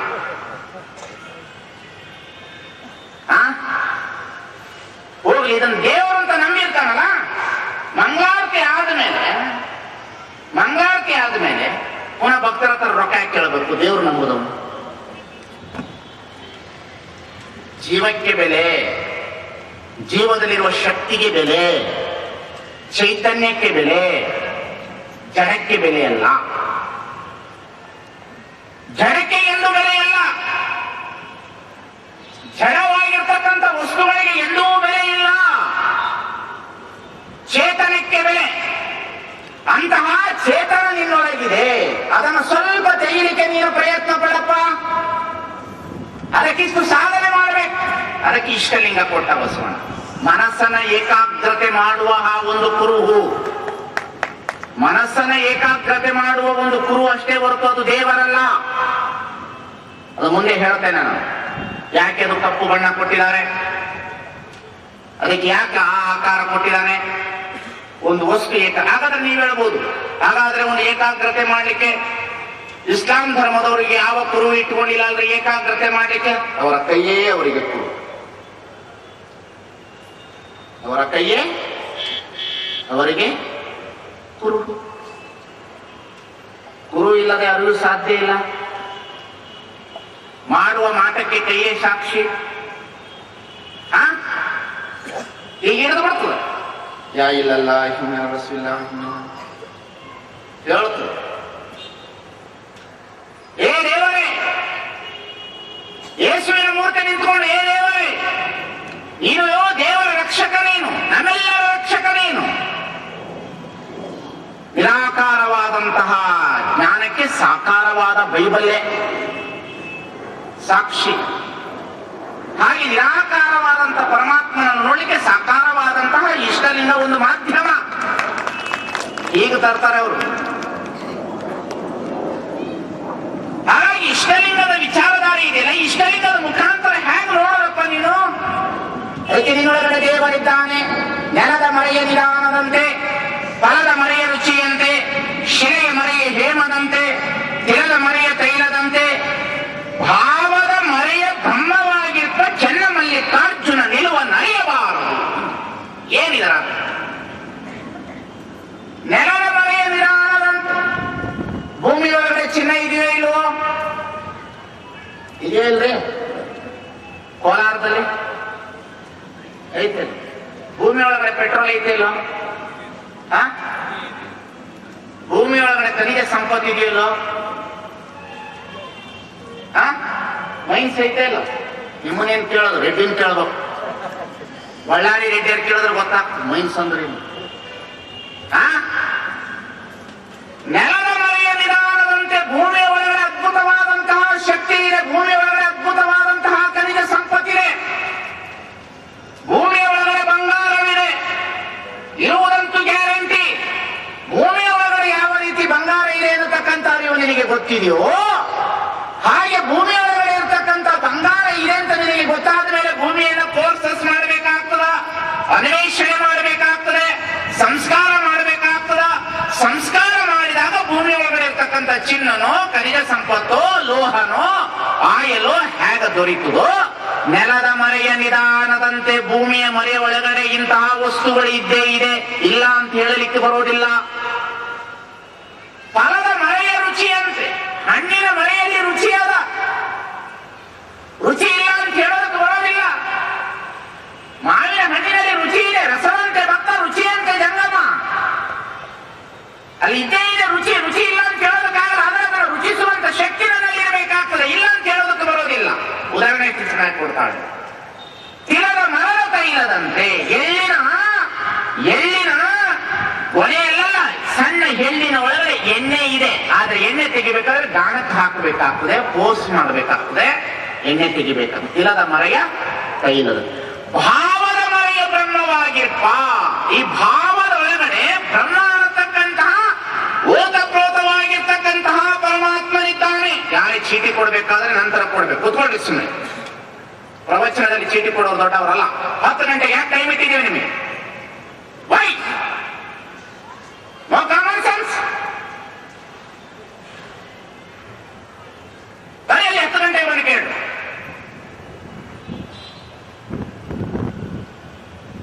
ಬಹಳ ದೊಡ್ಡ ಮನುಷ್ಯ ಏನು ಚೀಟಿ ಕೊಟ್ಟು ಪ್ರಶ್ನೆ ಕೇಳೋರು ನಾನು.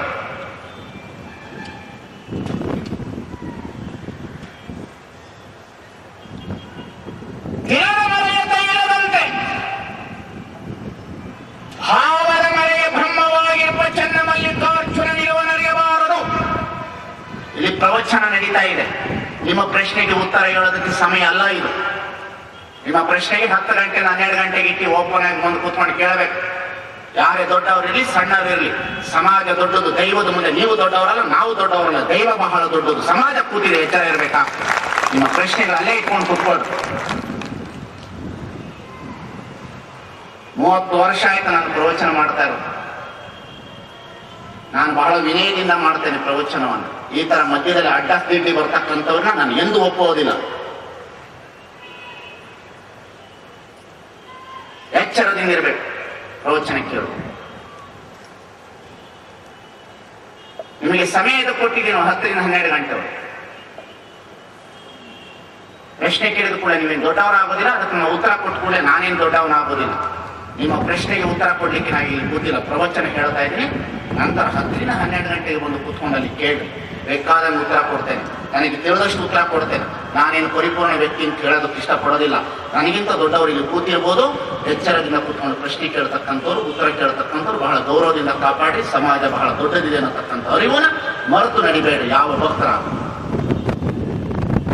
ಯಾರು ತಪ್ಪು ತಿಳ್ಕೊಂಡ್ರು ಪರವಾಗಿಲ್ಲ ಇದರ ಬಗ್ಗೆ. ಭಾವದ ಮರೆಯ ಬ್ರಹ್ಮವಾಗಿರುವ ಚನ್ನಮಲ್ಲಿಕಾರ್ಜುನನಿರುವ ನಡೆಯಬಾರದು.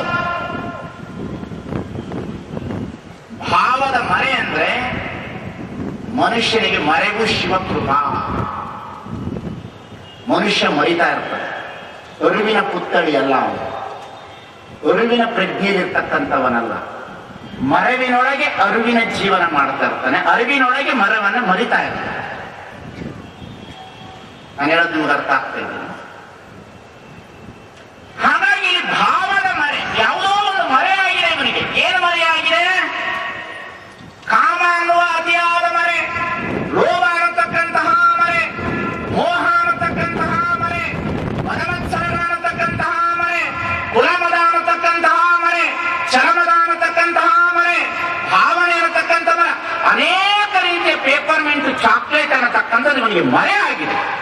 ಒಳಗಿಲ್ಲ ಅಂತಲ್ಲ, ಭಾವದ ಮರೆ ಆಗಿದೆ. ಹೇಗಾಗಿದೆ? ಈಗ ಹೇಗಾಗಿದೆ ನಿಮ್ಮ ಜೀವನ ಅಂತಂದ್ರ, ಹೇಗಾಗಿದೆ ಅಂತಂದ್ರೆ, ಇಬ್ರು ತಂದೆ ತಾಯಿಗಳು ಮಕ್ಕಳಿರ್ತಾರೆ, 3 ಜನ ಮಕ್ಕಳು. ಇಬ್ಬರು ತಂದೆ ತಾಯಿಗಳಿಗೆ 3 ಜನ ಮಕ್ಕಳು. ಮನೆ ನಮ್ಮ ದನ್ನೂರವ್ರ ಮನೆ ಪ್ರಸಾದಕ್ಕೆ ಹೋಗಿದೆ. 3 ಜನ ಹೆಣ್ಮಕ್ಳು, ಬಾಳ ಚಲೋ, ನೋಡಕ್ಕೆ ಆನಂದ. 3 ಜನ ಮಕ್ಕಳು ಇರ್ತಾರೆ. ಮಕ್ಕಳನ್ನ ಮಲಗಿಸಿ ಬಂದಿರ್ತಾರೆ ಮನೆಯೊಳಗೆ. ಮನೆಯೊಳಗೆ ಮಕ್ಕಳನ್ನ ಮಲಗಿಸಿ ಬಂದಂತಹ ಸಂದರ್ಭದಲ್ಲಿ ಏನಾಗುತ್ತೆ, ಅತ್ತೆಯ ಕೈಯಲ್ಲಿ ಮಕ್ಕಳನ್ನು ಕೊಟ್ಟು ಹೋಗಿರ್ತಾರೆ. ಅತ್ತೆಯ ಕೈಯಲ್ಲಿ ಮಕ್ಕಳನ್ನ ಬಿಟ್ಟು ಬಂದಿರ್ತಾರೆ. ಸೋದರತ್ತೆ ಕೈಲಿ ಇವರಿಬ್ಬರು ಪ್ರವಚನಕ್ಕೆ ಬಂದಿರ್ತಾರೆ. ಪ್ರವಚನಕ್ಕೆ ಬಂದಾಗ ಏನಾಗುತ್ತೆ, ನಿದ್ರೆ ಮಾಡಿದಂತ 3 ಮಕ್ಕಳಲ್ಲಿ ಮೊದಲನೆಯ ಮಗು ಎದ್ದೇಳುತ್ತದೆ. ಮೊದಲನೆಯ ಮಗು ಎದ್ದೇ ಹೇಳ್ಬಿಟ್ಟು ಏನ್ ಮಾಡ್ತದ, ನಮ್ಮವ್ವನು ಕೊಡು, ನಮ್ಮಪ್ಪನ ಕೊಡು, ನಮ್ಮವ್ವ ಎಲ್ಲೋದು, ನಮ್ಮಪ್ಪ ಎಲ್ಲೋದು. ಅವರಿಬ್ಬರು ಒಬ್ಬರೇ, ತಂದೆ ನೀನು, ತಾಯಿ ನೀನು, ಬಂಧು ನೀನು, ಬಳಗ ನೀನು, ನನಗೆ ನೀನಲ್ಲದೆ ಮತ್ತಾರು ಇಲ್ಲವಯ್ಯ, ಕುಡಲ ಸಂಗಮದೇವ. ಒಬ್ಬನೇ ಅವನು, ಒಬ್ಬನೇ. ತಂದೆ ನೀನು, ತಾಯಿ ನೀನು, ಅವನೊಬ್ಬನೇ.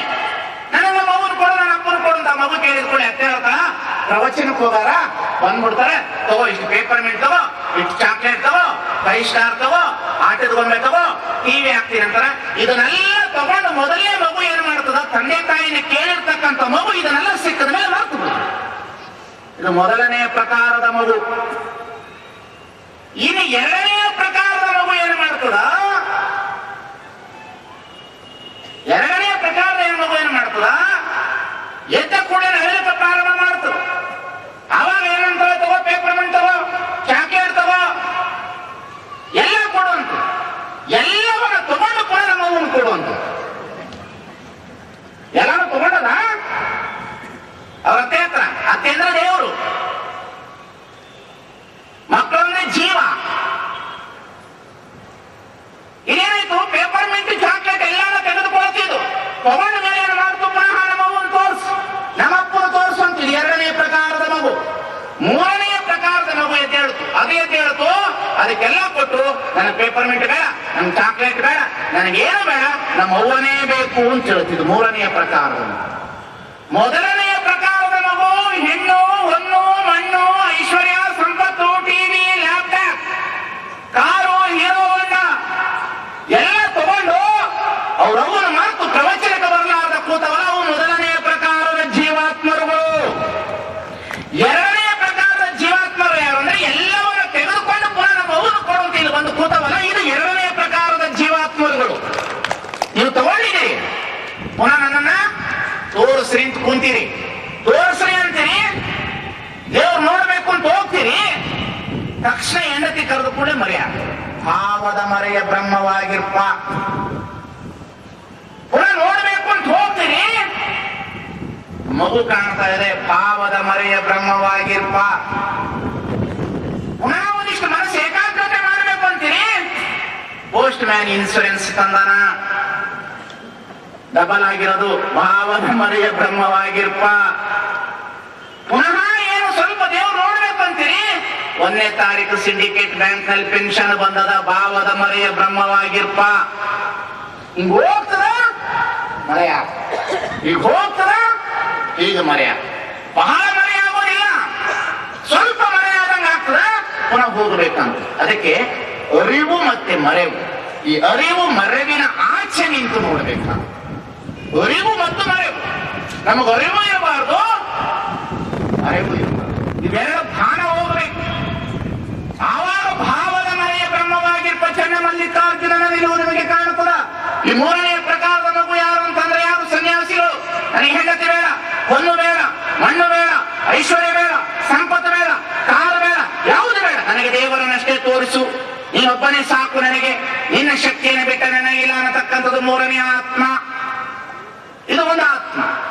ಈ ಮೂರು ಪ್ರಕಾರದ ಆತ್ಮದಲ್ಲಿ ಸ್ವಲ್ಪ ಭಾವದ ಮರೆಯಾಗಿರ್ತಕ್ಕಂತಹ ಸಮಾಜದೊಳಗಿದೆಯಲ್ಲ, ಇದಕ್ಕೆ ಚನ್ನಮಲ್ಲಿಕಾರ್ಜುನನ ಕುರಿತು ಹೇಳ್ತಾರೆ, ನಿನ್ನೊಳಗಡೆ ಇರುವಂತಹ ವಸ್ತುವನ್ನು ನೀನು ಸ್ವಲ್ಪ ತೆಗಿಲಿಕ್ಕೆ ಪ್ರಯತ್ನ ಪಡು. ಅದು ಇದೆ, ಅದು ಇರುವಂತಹ ವಸ್ತು, ಅದು ಮರೆಯಾಗಿಲ್ಲ, ಅದು ಮರೆಯಾಗಲಿಕ್ಕೆ ಸಾಧ್ಯವೇ ಇಲ್ಲ. ಕಣ್ಣು ಮುಚ್ಚಿರ್ತೇನೆ, ಕಣ್ಣು ಮುಚ್ಚಿದ್ದೇನೆ, ನಿದ್ದೆ ಒಳಗಡೆ ಇದ್ದೇನೆ, ಆದ್ರೆ ಹಗಲು ಮಾಡಿರ್ತಕ್ಕಂಥೆಲ್ಲವೂ ಕನಸಿನಲ್ಲಿ ಕಾಣ್ತಾ ಇದೆ. ಕಿವಿ ಮುಚ್ಚಿದ್ದೇನೆ, ಆದ್ರೆ ಶಬ್ದ ನಿಂತಿಲ್ಲ, ಒಳಗಡೆ ಎಲ್ಲವೂ ನಾದಮಯವಾಗಿ ಕೇಳಿಸ್ತಾ ಇದೆ. ನಾನೇ ಮುಚ್ಚಿದ್ದೇನೆ, ರಾತ್ರಿ ಕನಸಿನಲ್ಲಿ ನಾನು ಯಾವುದೋ ಒಂದು ರೀತಿಯ ರುಚಿಯನ್ನು ರುಚಿಸ್ತಾ ಇದ್ದೇನೆ. ಅಕ್ಕ ಕೇಳುವ ನಾನೊಂದು ಕನಸ ಕಂಡೆ, ಅಕ್ಕ ಕೇಳುವ ನಾನೊಂದು ಕನಸ ಕಂಡೆ. ಅದು ಬಹಳ ಅತಿ ಅದ್ಭುತವಾಗಿರ್ತಕ್ಕಂತಹ ದೇಹಿ ಒಳಗಡೆ ಅದು. ಅದಕ್ಕೆ ಪ್ರತ್ಯಗಾತ್ಮ ಅಂತ, ಇಟ್ ಇಸ್ ಪ್ರತ್ಯಗಾತ್ಮ. ಅದು ಪ್ರತ್ಯೇಗಾತ್ಮವಾಗಿ ಕೆಲಸ ಮಾಡ್ತಾ ಇರ್ತದೆ ಒಳಗಡೆ, ಅದು ಸುಷುಪ್ತಿಯ ಒಳಗಡೆ ಇರ್ತದೆ. ಅದು ಕೇವಲ ಶರೀರದಲ್ಲಿ ಇರೋದಿಲ್ಲ, ಮನಸ್ಸಿನಲ್ಲಿ ಇರೋದಿಲ್ಲ, ಭಾವನೆಯನ್ನು ಮೀರಿರ್ತಕ್ಕಂತಹ ಶಕ್ತಿ.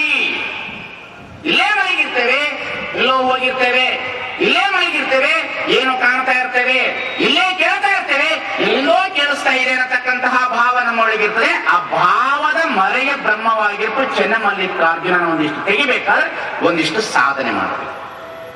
ಸಾಧನೆ ಮಾಡಬೇಕಾದ್ರೆ ಏನು ಸಾಧನೆ ಮಾಡಬೇಕು? ಸಾಧನೆ ಮಾಡಬೇಕು. ಏನು ಸಾಧನೆ ಮಾಡಬೇಕು? ಇದು ಹಾಲಿನಲ್ಲಿ ತುಪ್ಪ ಇದೆಯೋ ಇಲ್ವೋ? ಇದೇ ಇಲ್ರಿ, ಹೊಡೆದೈದ್ರೆ ಅಷ್ಟೇ ಹೋಯ್ತು, 15 ದಿವಸ ಆಗೋಯ್ತು ಹೇಳ್ಬೇಕು. ಇದೆಯೋ ಇಲ್ಲೋ? ಇದೆ. ತಂದಿದ್ದೀರೇನು ಹೇಳ್ತಾರ? ಹಾಲಿನಲ್ಲಿ ತುಪ್ಪ ಇದೆಯಲ್ಲೋ? ಗ್ಯಾರಂಟಿ. ಹೆಂಗೆ ಹೇಳ್ತೀರಿ ನೀವು? ಹಾಲಿನಲ್ಲಿ ತುಪ್ಪ ಇದೆ ಅಂತ ಹೆಂಗೆ ಹೇಳ್ತೀರಿ?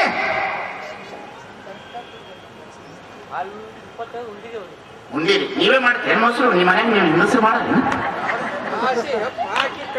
ಕಾಯಿಸಿ ಕಳೆದು ಎಪ್ಪ ಹಾಕಿ ಕುಡಿಬೇಕು. ಇಲ್ಲಿ ಹಾಲಿನಲ್ಲಿ ತುಪ್ಪ ಇಲ್ಲ ಅಂತ ಹೇಳೋದಕ್ಕೆ ಬರೋದಿಲ್ಲ. ಹಾಲಿನಲ್ಲಿ ಓತಪ್ರೋತವಾಗಿ ತುಪ್ಪ ಇದೆ, ಆದ್ರೆ ತುಪ್ಪದಲ್ಲಿ ಹಾಲಿದೆಯಾ?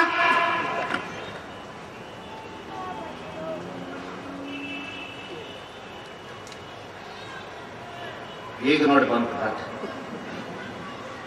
ಹಾಲಿನಲ್ಲಿ ತುಪ್ಪ ಇದೆ ಅಂತ ನೀವು ಹೇಳಿದ್ರಿ, ತುಪ್ಪದಲ್ಲಿ ಹಾಲಿದೆಯಾ?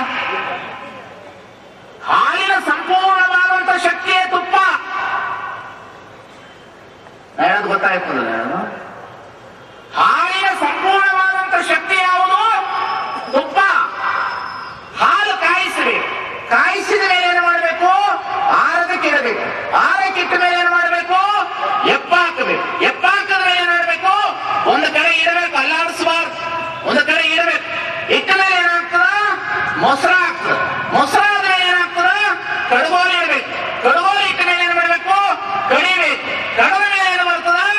ಬೆಣ್ಣೆ ಬರ್ತದೆ. ಬೆಣ್ಣೆಯನ್ನು ತೆಗೆದು ಏನು ಮಾಡಬೇಕು? ಕಾಯಿಸಬೇಕು. ಕಾಯಿಸಿದ ಮೇಲೆ ಏನು ಬರ್ತದ? ತುಪ್ಪ ಬರ್ತದೆ. ತುಪ್ಪ ಎಲ್ಲಿತ್ತು? ಹಾಲೆಲ್ಲಿತ್ತು? ತುಪ್ಪದಲ್ಲಿತ್ತು.